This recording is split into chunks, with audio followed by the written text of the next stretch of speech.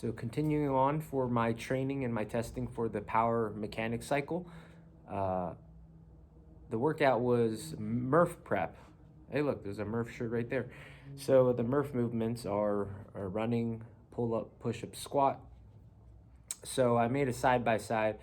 I trained doing the movements that I would normally do at the same type of speed or intensity that I would use for doing a traditional Murph or Cindy or any CrossFit type of workout. And it's been real eye-opening because I realized that when people work out, especially in something like CrossFit or classes or high intensity interval training, right, we start to lose the concept of intensity because scores, reps, weights become a focal point. And so if I wanted a better score for yesterday's Murph type of workout or for Murph, you start to become real good at strategizing. Pacing is a big deal because you want to do better, right? Well, my goal, and for most people's goal, isn't to do better in a workout as in get a better score. They want to optimize and get the most results from the exercise they're doing. So I think we had a lot of that when that was the main focus when most people started CrossFit. Now it's about kind of a game, right? Scores and competing, things like that, hitting PRs, which makes sense. But we lose the element of trying to get better and get the most out of the exercise that we do. So pretty much I did a side-by-side where you guys are going to see how I would normally run in a workout, how I would do a pull-up, a push-up, and a squat. And then I can go over a little bit and voice over what I'm focusing on, because the idea too is now that I'm adding a lot more intensity, it can potentially be more taxing and dangerous, right? But again, this is why for me it's just like a natural evolution of my fixed fit CrossFit journey, because when I'm adding more intensity or being more explosive with each movement, I'm still targeting and focusing on the muscles that I'm supposed to use. So I'd highly recommend, if you guys are going to add a little bit more intensity, then don't just push it as hard as you can, and that's the main focus, right? The mechanics part is still what I'm testing. So when I'm running, I'm anchoring down into my obliques and then making sure every time I plant and push off, I'm firing through both hammies and glutes, pushing through the balls of the feet so my foot doesn't wing out. So there's a lot of focus, and even my arm drive, I'm firing through the pec and lat. So there's a lot going on, right? That takes that fundamental level of understanding how the mechanics work for just kind of more less dynamic movements, basic movements, or postures and positions that you would normally use. So work on that first. But if you can control some of those mechanics for push-ups, squats, then you could still turn it up here and there to get more out of it. So same thing with my pull-up. When you get better at strategizing for a lot of pull-ups, you're barely getting that chin over the bar, and then you're not exhausting extra effort for no reason, right? So again, I'm pacing and strategizing for a better time in a workout versus I'm trying to get the most out of each pull-up. Two different mindsets, right? So you'll see that the kip, I'm trying to push through that kip where I'm still engaging the pec, is what we primed in class, because no one talks about that for a kip. Using the pec as the driver, the lat to support, things like that. And then every time I kipped, it was a violent hip extension, trying to flex my glute, trying to really pull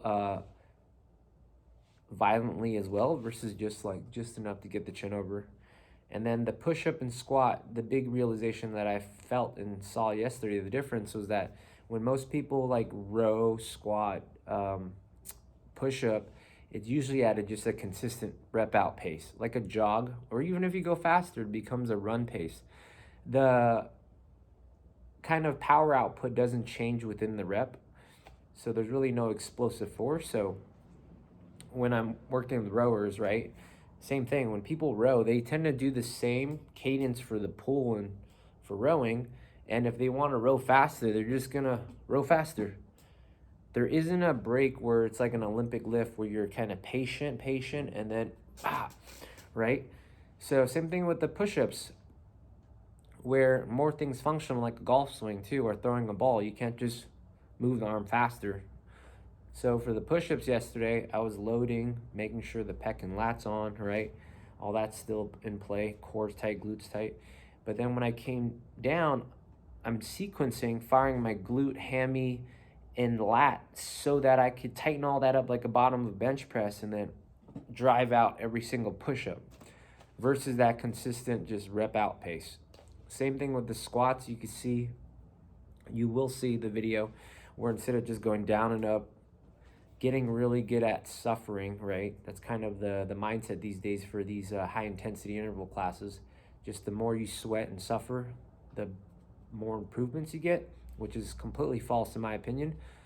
So the idea is to make sure I'm moving with intention, getting the most out of it. The squats, the same thing.